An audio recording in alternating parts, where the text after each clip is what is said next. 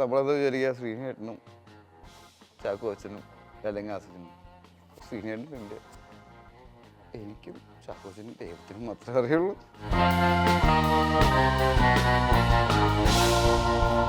Experience ഞാൻ ആദ്യമായിട്ട് അഭിനയിക്കാൻ തുടങ്ങുന്നത് ശ്രീനേട്ടൻ്റെ കൂടെയാണ്. അല്ലെങ്കിൽ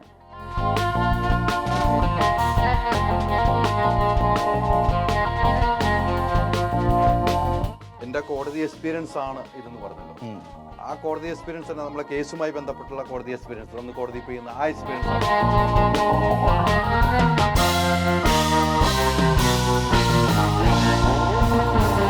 രാമപിള്ളയാണല്ലോ ദിലീപിന്റെ കേസും ബാധിക്കുന്നത്. ദിലീപേട്ടൻ്റെ കേസും ദിലീപിന്റെ കേസും ബാധിക്കാൻ രാമപിള്ളയാണല്ലോ.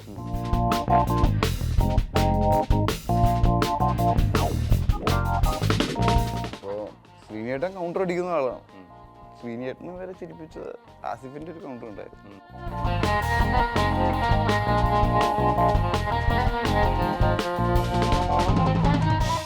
നമസ്കാരം. നമ്മുടെ ഇന്ന് കുറുക്കൻ സിനിമ റിലീസായി. ഇപ്പൊ രാത്രി 10:30 മണിക്കാണ്. 10 മണിക്കാണല്ലോ കുറുക്കന്മാരൊക്കെ റിലീസോ. അതെ, നിങ്ങളുടെ എല്ലാം പ്രിയപ്പെട്ട എൻ്റെ ഏറ്റവും അടുത്ത സുഹൃത്ത് ഷൈൻ ടോം ചാക്കോ. ഷൈൻ ടോം ചാക്കോ, ഓക്കെ അല്ലേ? നമസ്കാരം. നമസ്കാരം. കുറുക്കൻ സിനിമ കണ്ടു. ഗംഭീര സിനിമ എന്ന് നമുക്ക് പറയാൻ പറ്റും. കാരണം നമ്മൾ കുറേ നാളിന് ശേഷം ഇങ്ങനെ തിയേറ്ററിലിരുന്ന് ചിരി കേൾക്കാൻ കഴിയുന്ന ഒരു ഭാഗ്യമാണ്. ഓരോ ആർട്ടിസ്റ്റുകളും ഒരു സീനിൽ വന്നു പോയിട്ടുണ്ടെങ്കിലും അവരെല്ലാം അവരുടെ മികവ് കൃത്യമായി തെളിയിച്ചു എന്ന് വേണം പറയാൻ. എങ്ങനെ സിനിമ കണ്ടു കഴിഞ്ഞപ്പോൾ ഇന്ന് തിയേറ്ററിൽ? ഞാൻ മുഴുവൻ കണ്ടിട്ടില്ല, അവസാനത്തെ കുറച്ച് ഭാഗങ്ങളാണ് കണ്ടിട്ടുള്ളത്. കോടതിയുടെ ഭാഗങ്ങൾ. ഞാൻ കോടതി നേരിട്ട് കുറേ എക്സ്പീരിയൻസ് ചെയ്തിട്ടുള്ളത് കൊണ്ടും സിനിമയിൽ നമ്മൾ സാധാരണ കാണിക്കുന്ന കോടതിയും ശരിക്കുള്ള കോടതിയും തമ്മിൽ വളരെയധികം വ്യത്യാസമുണ്ട്. സിനിമയ്ക്ക് വേണ്ടി നമ്മൾ ഒരുപാട് ഇല്ലാത്തതും എന്നാൽ ശരിക്കും നടക്കുന്നതുമായ കാര്യങ്ങൾ കാണിക്കാറില്ല. ആളുകൾക്ക് പെട്ടെന്ന് കമ്മ്യൂണിക്കേറ്റ് ചെയ്യാൻ വേണ്ടിയിട്ടാണ്. ഇപ്പോൾ കുറുക്കൻ എന്ന ചിത്രത്തിൽ ആണെങ്കിൽ കൂടി പ്രതിയെ വിസ്തരിക്കുന്ന പരിപാടികളില്ലല്ലോ അധികം. സാക്ഷികളെ അല്ലേ വിസ്തരിക്കുക, അല്ലേ? പക്ഷെ സിനിമകളിൽ എപ്പോഴും പ്രതികളെയാണ് വിസ്തരിക്കുക. കോടതികളിൽ പ്രതിയോട് എന്ത് ചോദിച്ചാലും പ്രതി എന്താ പറയുക? കുറ്റം ചെയ്തിട്ടില്ല. പിന്നെ അവിടെ വിസ്തരിക്കേണ്ട കാര്യമില്ലല്ലോ. പ്രതിയോട് ഏറ്റവും അവസാനം മാത്രമേ ചോദിക്കുകയുള്ളൂ. ഏറ്റവും ആദ്യം കുറ്റം ചെയ്തിട്ടുണ്ടോ? ഇല്ല. അപ്പം തുടങ്ങും കേസ്. അപ്പോഴാണല്ലോ തുടങ്ങുക പരിപാടികൾ. പിന്നെ ഏറ്റവും അവസാനം ചോദിക്കും. അതിനിടയിൽ വിസ്തരിക്കുന്നതൊക്കെ സാക്ഷികളെയാണ്. പക്ഷെ ആ വിസ്തരിക്കുന്നതിൻ്റെ ഒരു സ്റ്റൈലും കാര്യങ്ങളൊക്കെ ഞാൻ രാമൻ പിള്ള സാറിൻ്റെ വിസ്താരത്തിൽ നിന്നാണ് കണ്ടുപിടിച്ചത്. അതായത് വളരെ നിസാരമെന്ന് തോന്നുന്ന ഒരു പ്രാധാന്യവും ഇല്ലാത്തൊരു ചോദ്യം പോലെ ഒരു ചോദ്യം ചോദിക്കും. പക്ഷെ അതൊരു ലോക്കായിരിക്കും. നമ്മൾ ഭയങ്കര സീരിയസ് ആയിട്ടായിരിക്കില്ല ചോദിക്കുക. വളരെ ശബ്ദം വളരെ പതിഞ്ഞ സ്വരത്തിലും ശ്രദ്ധിച്ചിരിക്കണം. നമ്മൾ ബാക്കിലാണല്ലോ ഇരിക്കുക, എന്താണ് പറയണേന്ന്. അപ്പോൾ അതിൻ്റെ ഒരു ട്രിക്ക് ഉണ്ട്, അത് ഞാൻ പറയില്ല. ചോദ്യങ്ങൾ ചോദിക്കണതിൻ്റെ അതൊരു ലോക്കാണ്. ആദ്യം ചോദിക്കുന്ന ചോദ്യത്തിൽ ലോക്കാണ്. പിന്നെ ചോദിക്കുന്ന ചോദ്യങ്ങളൊന്നും പിന്നെ മാറ്റാൻ പറ്റില്ല. ചോദ്യങ്ങൾക്കുള്ള ഉത്തരങ്ങൾ മനസ്സിലായ? അപ്പോൾ ആദ്യം ചോദിക്കേണ്ട ചോദ്യമല്ല ചോദിക്കുക.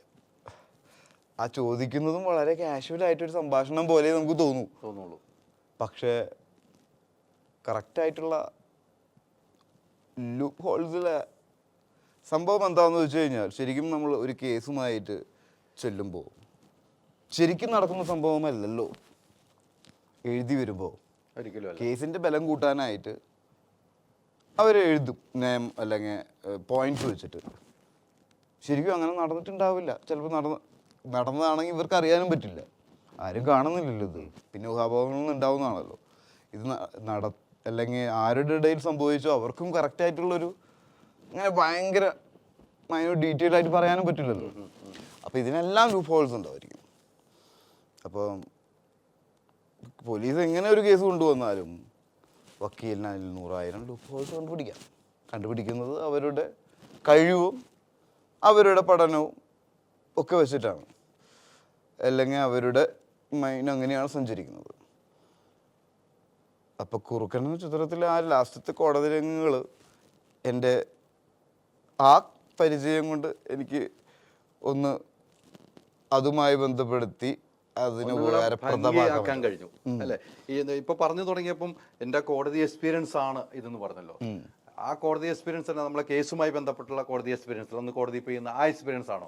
കൊക്കൈൻ കേസുണ്ട്, അതിന്റെ എക്സ്പീരിയൻസ് ആണ്. അല്ലാതെ വേറെ കേസില്ല എനിക്ക്. ആ എക്സ്പീരിയൻസ് ആണ് കൃത്യമായി നമുക്ക് മനസ്സിലാക്കാൻ കഴിയും. അന്ന് ഈ രാമൻപിള്ള വക്കീലാണോ വാദിച്ചത്?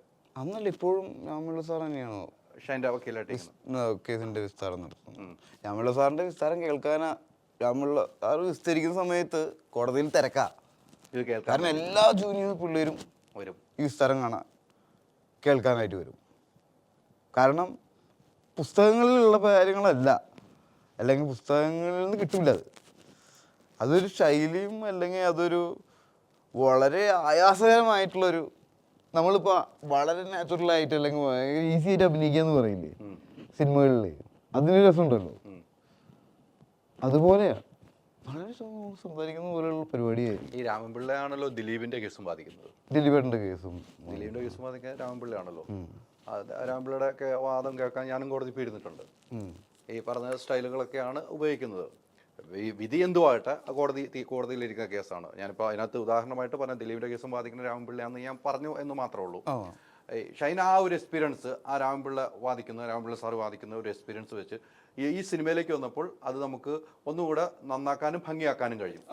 അവരോട് ചോദിക്കുന്ന ചോദ്യങ്ങളിലാണ് അതിനെ ഉപയോഗിച്ചിട്ടുള്ളത്. അതാണ് ഉപയോഗിച്ചാണല്ലേ. ഓരോ സിനിമകൾ മാറി മാറി വരുന്നുണ്ട് അല്ലേ? പല സിനിമകൾ പല രീതിക്ക് അഭിനയിച്ചു വരികയാണ്. കുറുക്കനിലേക്ക് എത്തിക്കഴിഞ്ഞപ്പോൾ ഉണ്ടായ ഒരു വ്യത്യാസം ഷൈനെ സംബന്ധിച്ച് നമ്മൾ കാണുന്ന ഒരു ഷൈനല്ല അതിനകത്ത്.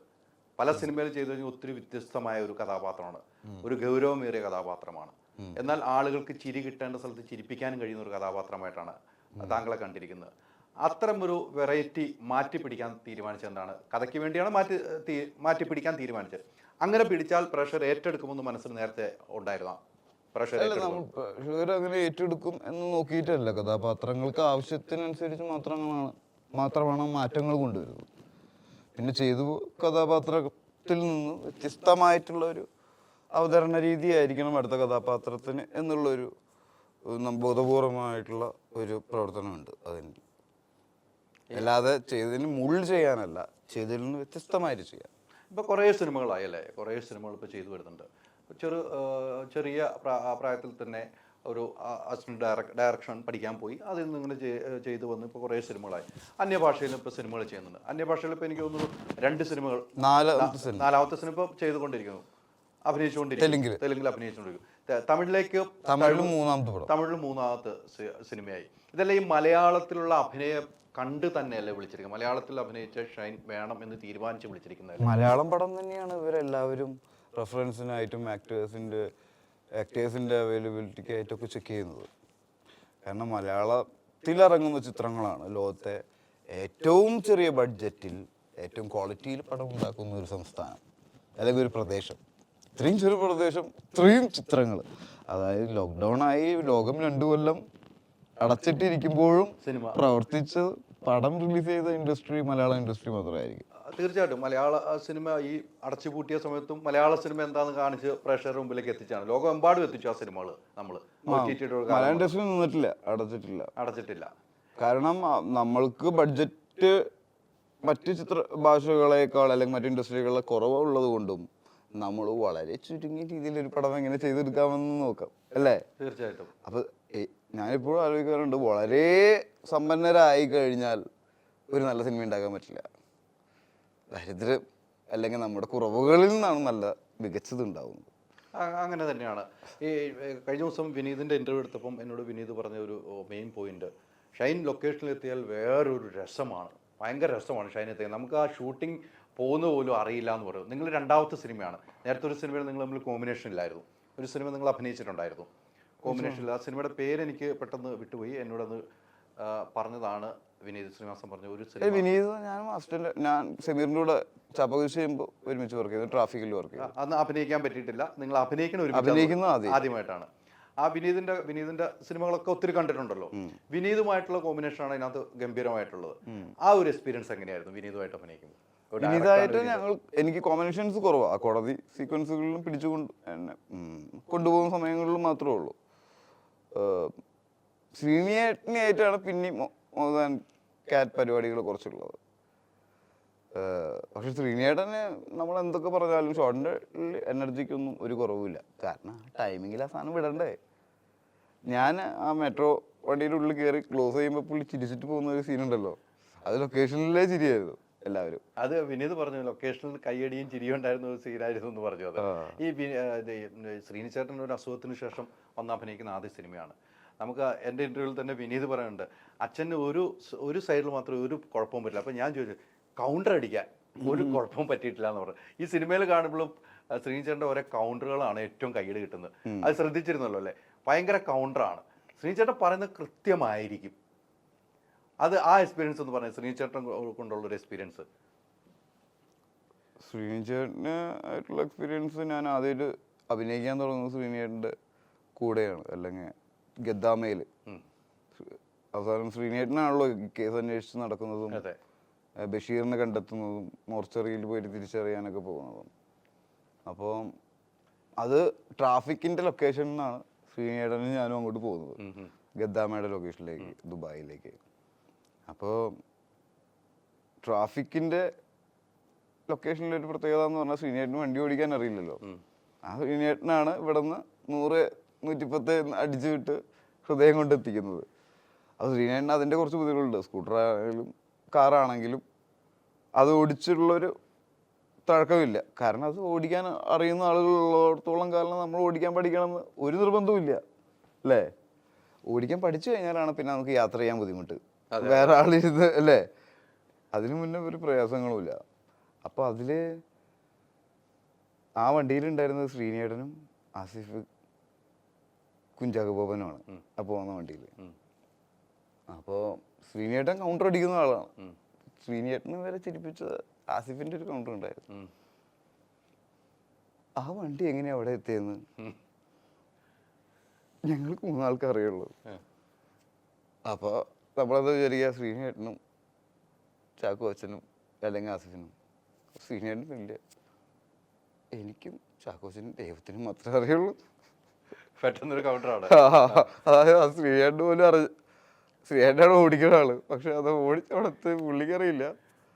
ദൈവത്തിനും പുള്ളിക്കും ആസിഫിനും ചാക്കോച്ചനും മാത്രം അറിഞ്ഞിട്ടുള്ളൂ. പുള്ളി അത്രയും അറിഞ്ഞിട്ടില്ല വണ്ടി ഓടിച്ചത്. പക്ഷെ ആ ചിത്രം ശ്രീനിയേട്ടൻ ഡ്രൈവറായിട്ട് അവിടെ എത്തിയത് കൊണ്ടാണ് അത് വർക്കായത്. കാരണം അങ്ങനെ നമ്മൾ ആദ്യ കാഴ്ചയിൽ തന്നെ ഇയാൾ അവിടെ എത്തിക്കും എന്ന് തോന്നിക്കഴിഞ്ഞാൽ ആ ചിത്രം വർക്കാവില്ല അല്ലേ. കിരിക്കാടൻ ജോസിനെ കാണുമ്പോൾ തന്നെ പുള്ളി അടിച്ചിടുന്ന് തോന്നിക്കഴിഞ്ഞാൽ പടം വർക്കാവില്ലല്ലോ.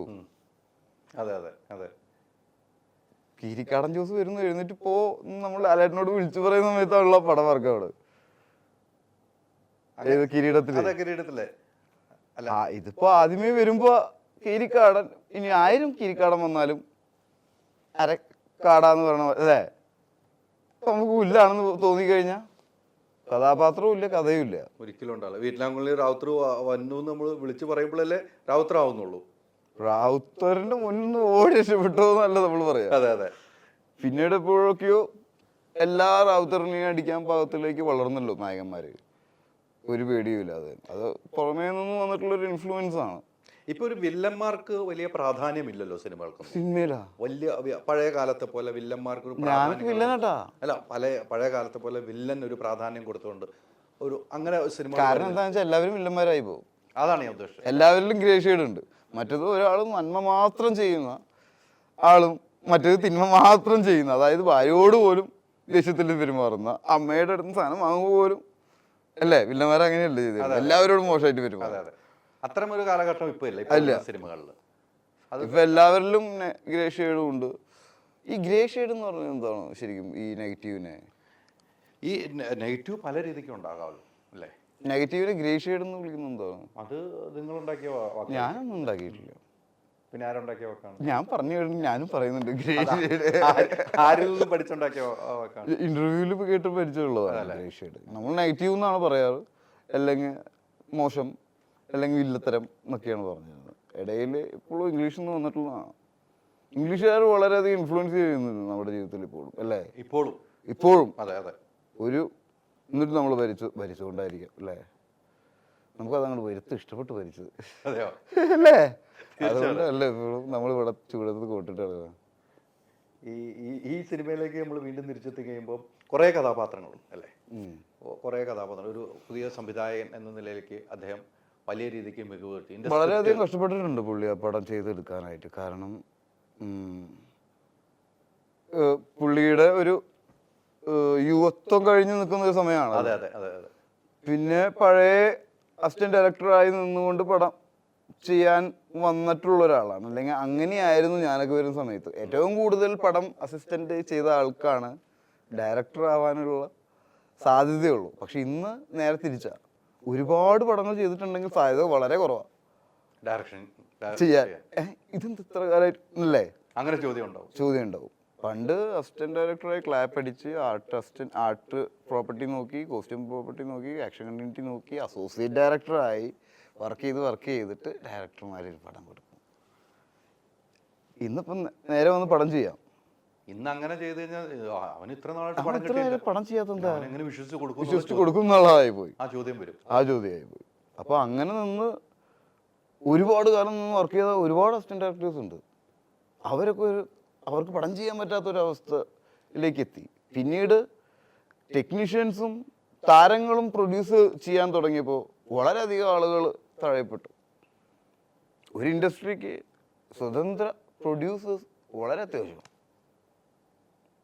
മനസ്സിലായോ ഞാൻ പറഞ്ഞത്? ഈ താരങ്ങൾ പ്രൊഡ്യൂസ് ചെയ്യാൻ തുടങ്ങി, താരങ്ങളും ടെക്നീഷ്യന്മാരും പ്രൊഡ്യൂസ് ചെയ്യുന്ന ഇൻഡസ്ട്രിക്ക് അത്ര നല്ലതല്ല. അവർക്കും ആരോഗ്യകരമായ ഒരു കാര്യമാണ് സംസാരിക്കുന്നത്. അവർ മോശമായി ചെയ്യുന്നതുകൊണ്ടല്ല. സ്വതന്ത്ര നിർമ്മാതാക്കൾ വരണം. ഈ പടം ചെയ്യുന്ന നിർമ്മാതാക്കൾ സംഘടനയിലുണ്ടാവണം. അത് ഈ തവണത്തെ സംഘടന കൃത്യമായി തെളിയിച്ചു. എൻ്റെ ചേട്ടനാണെങ്കിൽ അവർ നിരന്തരം സിനിമകൾ ചെയ്യണമെങ്കിലും അല്ലാത്തവർക്ക് ഇത് പൊട്ടിക്കേ തകർക്കേ എന്ത് വേണം ചെയ്യാലോ. പക്ഷെ അത് ഈ തവണ അപ്പൊ വർക്ക് ചെയ്യുന്നവര് മുന്നോട്ട് വന്നു. മറ്റത് പടം ചെയ്യുന്നവര് വരില്ലല്ലോ, അവര് തിരക്കിൽ വിട്ടുപോകും അല്ലേ? തീർച്ചയാണ്. എന്നിട്ട് പടം ചെയ്യാത്ത വ്യക്തികൾ, ഇൻഡസ്ട്രിയിൽ എങ്ങനെയാണ് പരിപാടികൾ നടക്കുന്നത് അറിയാത്തവര് വന്നിട്ട് ഓരോന്ന് വിളിച്ചു പറഞ്ഞിട്ട് കാര്യമില്ലല്ലോ. നമ്മുടെ വീട്ടിലൊരു പ്രശ്നം ഉണ്ടാകുമ്പോൾ നമ്മൾ അത് ചെയ്യാം. നാട്ടുകാരെ വിളിച്ചിട്ട് പ്രസ് മീറ്റ് എടുത്തു, എൻ്റെ മോൻ എങ്ങനെയാണ്, എൻ്റെ മോൻ അല്ലേ, എന്താ ചെയ്യേണ്ടത്? അതിനുള്ള സംഘടനകൾ ഉള്ളിൽ തീർക്കുക, കുടുംബത്തിൽ തീർക്കുക. എന്നിട്ട് നമ്മളെന്നെ നമ്മുടെ ആൾക്കാരെ മോശമാക്കി പറയുക. ഈ മോശമാക്കി പറയുന്നത് വളരെ നല്ല ആളുകളല്ലല്ലോ. അല്ലെങ്കിൽ വളരെ നല്ലതും മോശം എല്ലാവരും ഓരോരോ കാലഘട്ടങ്ങളിലൂടെയാണല്ലോ വരുന്നത് അല്ലേ? അങ്ങനെയാണ് യാത്ര ചെയ്യുന്നത്. ബെഡിൽ മൂത്രം ഒഴിച്ചും അപ്പി ഇട്ടിട്ടൊക്കെ തന്നെയല്ലേ നമ്മൾ വന്ന് എല്ലാവരും വളർന്ന് അങ്ങനെ. എന്നിട്ട് വന്നിട്ട് അയ്യേ മോശം പരിപാടി കാണിക്കുന്നുണ്ട്. ഇത് ജനിച്ചു വന്ന പ്രവൃത്തി തന്നെ മോശമാക്കി കാണിക്കുന്ന ആളുകളാണ്. ഈ പറഞ്ഞ പോലെ ഈ നിർമ്മാതാക്കൾ, ഈ താരങ്ങൾ നിർമ്മാതാവ് ആവുമ്പോൾ ഉള്ള ഏറ്റവും വലിയ ബുദ്ധിമുട്ടുകളല്ല, അവർക്ക് നല്ല രീതിയിലൊക്കെ കൊണ്ടുവരാം. പക്ഷെ അവർക്കും ടെക്നീഷ്യൻസ് പ്രൊഡ്യൂസേഴ്സ് ആകുമ്പോഴും അവരുടെ ക്രിയേറ്റീവ് ആയിട്ടുള്ള ഭാഗങ്ങൾ വളരെ അഡ്ജസ്റ്റ്മെന്റുകൾ ഉണ്ടാകും. പിന്നെ അവരുടെ ചുറ്റുപാടുകൾ മാത്രമാണ് എപ്പോഴും നിരന്തരം വർക്കിലേക്ക് എത്തുന്നത്. സ്വതന്ത്ര നിർമ്മാതാവ് എന്ന് പറഞ്ഞു കഴിഞ്ഞാൽ അവന് സ്വതന്ത്രമായിട്ട് ചിന്തിക്കാനും നിൽക്കാനും കാര്യങ്ങൾ തീരുമാനിക്കാനും പറ്റും. സംവിധായകൻ തന്നെയാണ് തീരുമാനിക്കേണ്ടെങ്കിൽ കൂടി എന്നും എല്ലാ ഇൻഡസ്ട്രിയിലും പ്രൊഡക്ഷൻ ഹൗസുകളായിരിക്കണം എന്ത് സിനിമ ചെയ്യേണ്ടത്. ഉദയ, നവോദയ എന്നല്ലേ പറയാ. അല്ലെങ്കിൽ പുറത്താണെങ്കിലും ഹോളിവുഡിലാണെങ്കിലും അങ്ങനെയല്ലേ. അതൊക്കെ സ്വതന്ത്ര പ്രൊഡ്യൂസേഴ്സാണ് അങ്ങനെ വലിയ പ്രൊഡക്ഷൻസ് ആവുന്നത്. അപ്പോൾ അവിടെ ഒരു നല്ല രീതിയിൽ അല്ലെങ്കിൽ കച്ചവടം ചെയ്യാൻ അറിയുന്നവർ, ഈ കലാകാരന്മാരെങ്ങനെ കച്ചവടം ചെയ്യണം, കലാകാരന്മാർ അതായത് അഭിനേതാക്കളും ടെക്നീഷ്യൻസും. നമ്മൾ ബ്രെയിൻ്റെ ഒരു സൈഡ് കണക്കും ഒരു സൈഡ് ക്രിയേറ്റീവ് എന്നല്ല പറയാ. ഇത് രണ്ടും കൂടി കൂടി കൊളാബാവും. കണക്ക് കൂട്ടാൻ അറിയുന്നവർ കണക്ക് കൂട്ടട്ടെ, അവർ കണക്ക് കൂട്ടി കറക്റ്റായിട്ട് ചെയ്യും. ഇത് ചിന്തിക്കേണ്ടവർ, ചിന്തിച്ച് ക്രിയേറ്റീവ് അല്ലെങ്കിൽ ചിന്തിച്ച് അതിർവരമ്പുകളില്ലാതെ ചിന്തിക്കേണ്ടവരുടെ അതിർവരമ്പുകളില്ലാതെയാവും. അയ്യോ അതങ്ങനെ പറയാൻ പറ്റില്ല, അതിന് ഇത്രയും കാശുണ്ട്, ഇങ്ങനെ ചിന്തിച്ചാൽ മതി, മനസ്സിലായ? അത് ക്രമേണ അതിൽ വരും. ഈ താരങ്ങൾ പ്രൊഡ്യൂസർമാരായി അല്ലെങ്കിൽ ടെക്നീഷ്യന്മാർ ആവുമ്പോൾ അഡ്ജസ്റ്റ്മെന്റുകൾ പലതും നടക്കും. ഈ സാലറിയുടെ കാര്യം ഇപ്പം ഷൈൻ ഒരു താരത്തിന്റെ താരം പ്രൊഡ്യൂസ് ചെയ്യണം, ശമ്പളത്തിന്റെ കാര്യമല്ല ഞാൻ അല്ല, അങ്ങനെ വരുമെന്ന് തോന്നുന്നുണ്ടോ? ഒന്നാമത് ഈ താരങ്ങൾക്കും ഇത്രയധികം ശമ്പളം കൊടുക്കുന്നത് എനിക്കറിയില്ല. ഞാനടക്കം ആളുകൾ എന്ത് കടലിൽ പോയി മീൻ പിടിക്കുന്ന ആളുടെ ബുദ്ധിമുട്ട് എന്താണെന്ന് അറിയോ? നിലയില്ലാത്ത കടലിൽ പോയിട്ട് അവൻ മീൻ പിടിച്ചു കൊണ്ടുവന്നിട്ട് അവനെന്തോരം കാശ് കിട്ടും?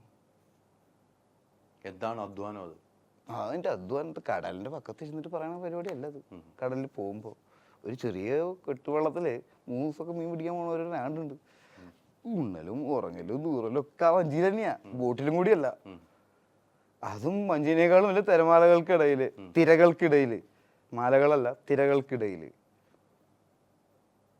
ഒരു താരങ്ങൾ അല്ലെങ്കിൽ അഭിനേതാക്കൾ ചെയ്യുന്ന ജോലി,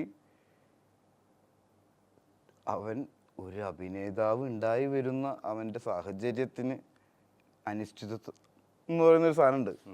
ലോകത്ത് ഒരു സ്ഥലത്തും അഭിനേതാവാൻ ഒരാളുടെ കീഴിൽ നിന്ന് പഠിക്കാൻ പറ്റില്ല. വേറെ ക്യാമറമാൻ ആവാം, ഗായകനാവാം, എന്താവാം, എല്ലാത്തിനും അസിസ്റ്റൻ്റ് ആവാം. അഭിനേതാവിന് മാത്രമല്ല. അതെന്തോ ഒരു ഒറ്റ ബുദ്ധിക്ക് വരുന്നതും ആ ഒരു ആഗ്രഹത്തിൻ്റെ പുറത്ത് മാത്രം. എവിടെയും ഒരു താരങ്ങൾക്കോ അല്ലെങ്കിൽ ആക്ടറിനും ഒന്നും എടുത്തു വെച്ചിട്ടില്ല. അത് അവനവൻ്റെ ശക്തിയിൽ നിന്നുണ്ടായി വരുന്നതും അവൻ്റെ ആഗ്രഹത്തിന് ഉള്ളിലുണ്ടായി വരുന്നതുമാണ്. അതുകൊണ്ട് ഒരു സമയത്ത് അവൻ ഉണ്ടായി വരുന്ന സമയത്ത് ഇൻഡസ്ട്രിയിൽ നിന്നും അനുഭവിക്കപ്പെട്ട എന്ത്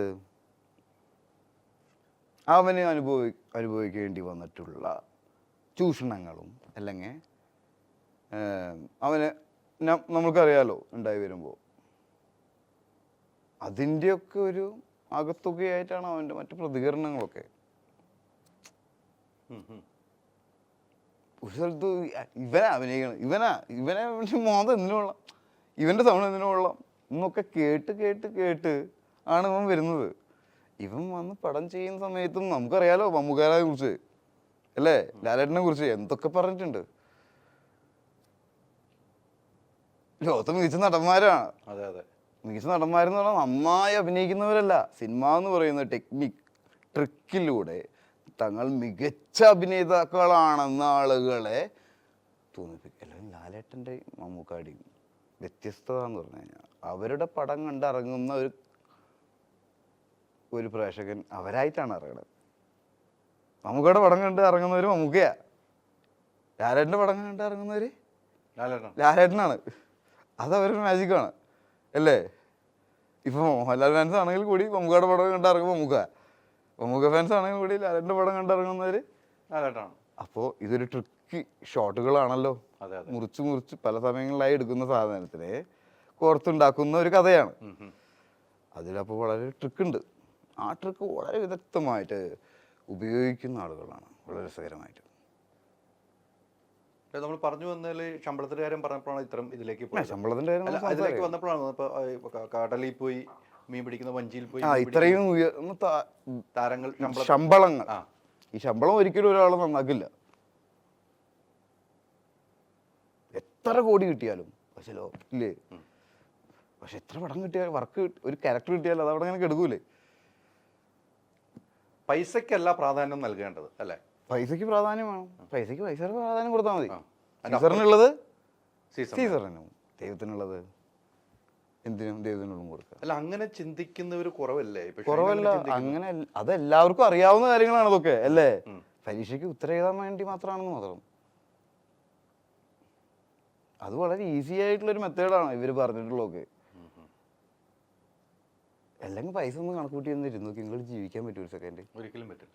കണക്കൊക്കെ നോക്കി ആലോചിച്ച് നോക്കിയേ എങ്ങനെ മുന്നോട്ട് പോകും? നടക്കില്ല. ഇല്ല. അപ്പൊ വർക്ക് ചെയ്യാന്നുള്ളത് മാത്രമേ ഉള്ളൂ. വർക്കിലാണ് പ്രാധാന്യം നൽകേണ്ടത്. പൈസ വേണം, നമുക്ക് പൈസ വേണം. നമ്മൾ ചെയ്യുന്ന അതിന് പൈസക്ക് വേണ്ടിയിട്ടുള്ള പ്രാധാന്യം അതിന് ഉണ്ട് അല്ലേ. ഈ ജോലി മനസ്സമാനത്തിലൂടെ ചെയ്യാൻ എനിക്ക് കുറച്ച് കാര്യങ്ങളൊക്കെ സെറ്റ് ചെയ്യണം ചുറ്റും അല്ലേ. അല്ലാതെ ചുറ്റും ഒരു പരിപാടി നടക്കാതെ അവിടെ നിന്ന് പെർഫോം ചെയ്യാൻ പറ്റുമോ? ഒരിക്കലും പറ്റില്ല. അപ്പം അതിനുള്ള ശമ്പളമായിട്ടാണ് അത് വരുന്നത്. പിന്നീട് ഒരു താരമായി വരുമ്പോഴുള്ള പ്രശ്നം അവൻ്റെ ജീവിത ചിലവുകൾ കൂടിക്കൊണ്ടേയിരിക്കുന്നു. അത് പിന്നീട് കുറയ്ക്കാൻ പറ്റുന്നില്ല അല്ലേ. 1000 രൂപയ്ക്ക് ജീവിച്ച ആൾ തന്നെയല്ലേ 10 ലക്ഷത്തിന് ചെയ്യിക്കുന്നു. അതെ അതെ. എന്തിന്? ഇതൊക്കെ ഒരു താരത്തെ സംബന്ധിച്ചും ഒരു കലാകാരനെ സംബന്ധിച്ചൊക്കെ ബാധിക്കാം. അത്തരം സിനിമ ചിന്തകളും സംസാരങ്ങളും ഒന്നും എവിടെയില്ല. ഇത് അവൻ എന്ത് കുടിക്കുന്നു, ഇവൻ എന്ത് വലിക്കുന്നു എന്ന് പറയുന്ന കാര്യം മാത്രമേ ഉള്ളൂ. അതല്ല നമ്മൾ നോക്കേണ്ടതും കാണേണ്ടതും ചർച്ച ചെയ്യേണ്ടതും.